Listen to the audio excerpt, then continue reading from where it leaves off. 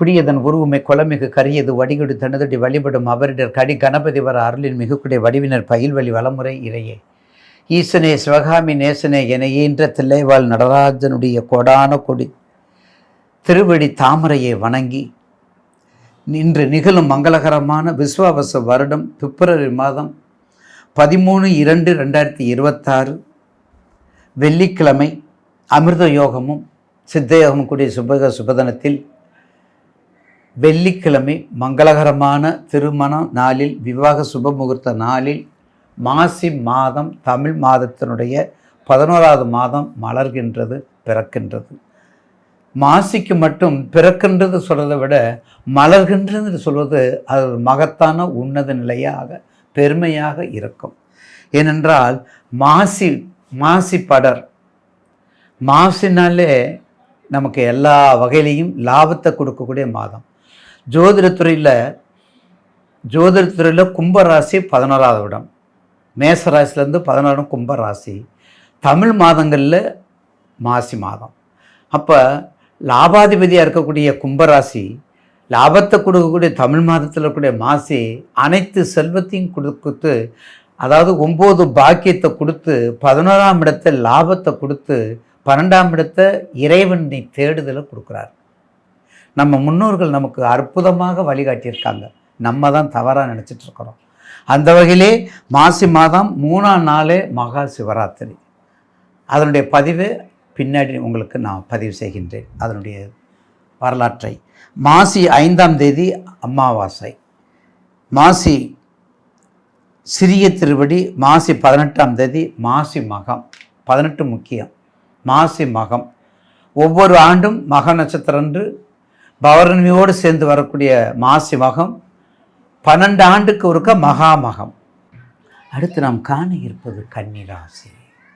கன்னி அதாவது தாய்மை, உண்மை, உண்மைக்கு புறம்பானவை, மெய்மை, எடுத்துக்காட்டானவை, பேச்சு, செயல், மூர்த்தி, இது எல்லாத்துக்குமே முன்னின்று தர்மத்தோடு, தன் ஆர்வ தொண்டோடு, மிக அன்போடு, பண்போடு, பரிவட்டத்தோடு கொடுக்கக்கூடியதுதான் கன்னி.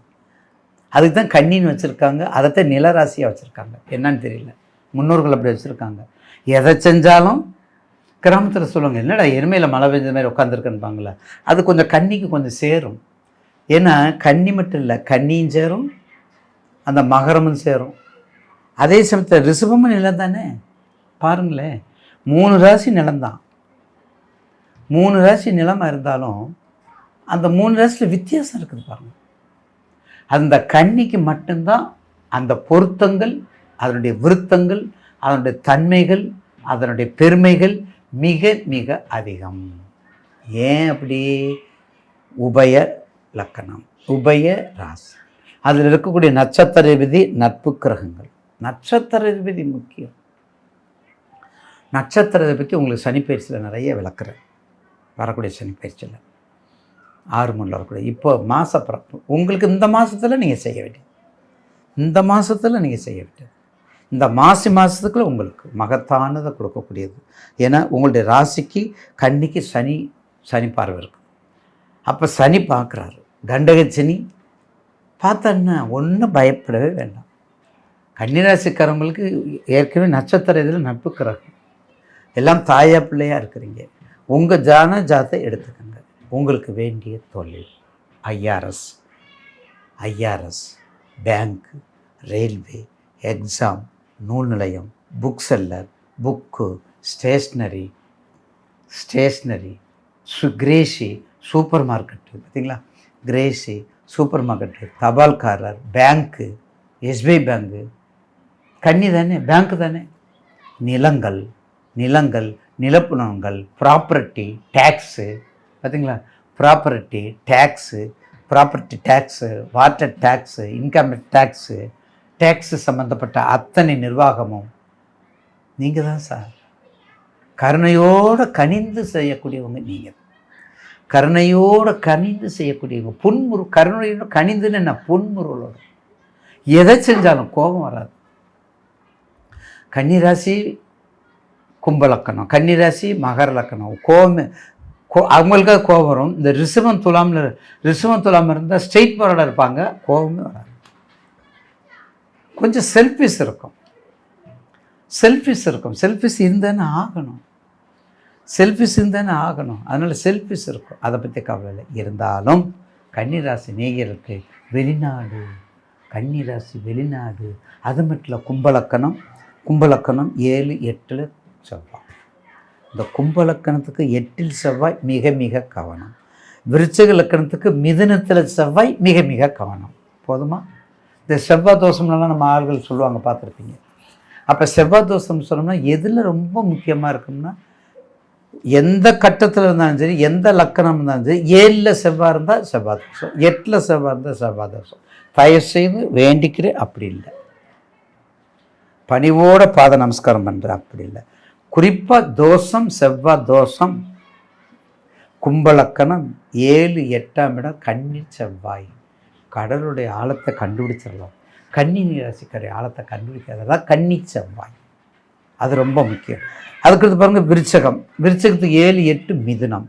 ஏன் இந்த மிதுனத்தையும் கன்னியும் சொல்கிறோம்னா, அவங்க 2 பேருமே புத்திசாலி, அவங்க 2 பேருமே மூலக்காரவங்க, இவங்க வேலைக்காரவங்க. அதனால தான் இந்த மூலக்காரனுக்கு எனக்கு ஜென்ம பகை.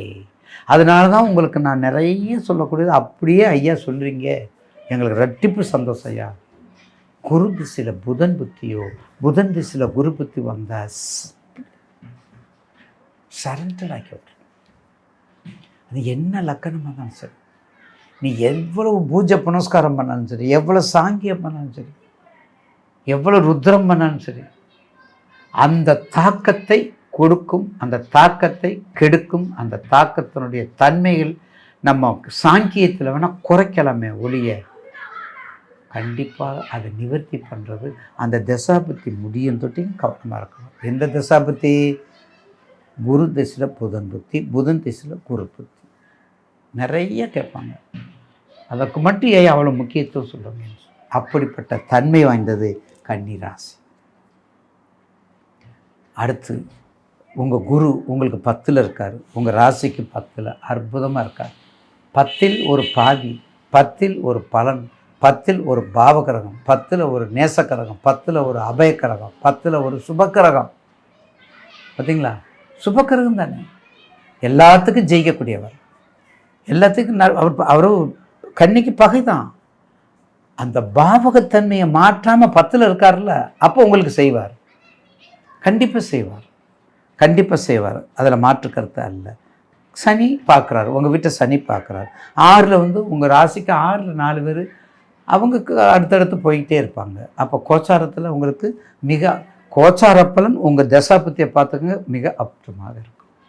கோச்சார பலனில் உங்கள் தசாபத்தியை பார்த்துன்னு மிக அற்புதமாக அமையும். அதில் மாற்று கருத்து இல்லைங்க. நிச்சயமாக கன்னிராசினருக்கு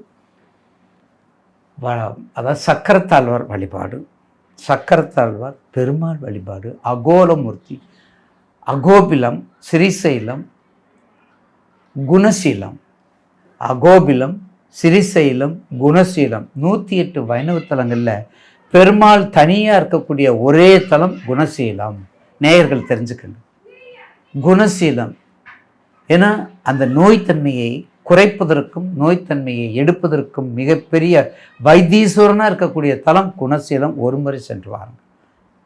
வயிறு வலி பார்த்துக்கங்க, வயிறு சம்மந்தப்பட்ட வலி பார்த்துக்கங்க, சைன்ஸ் இந்த மாதிரி பார்த்துங்க. சைனீஸ் ப்ராப்ளம் சொல்கிறீங்களா, அதெல்லாம் பார்த்துக்கிட்டா மாசி மாதம் மகத்தான மாதமாக மாறும் என்பதில் மாற்று கருத்து அல்ல.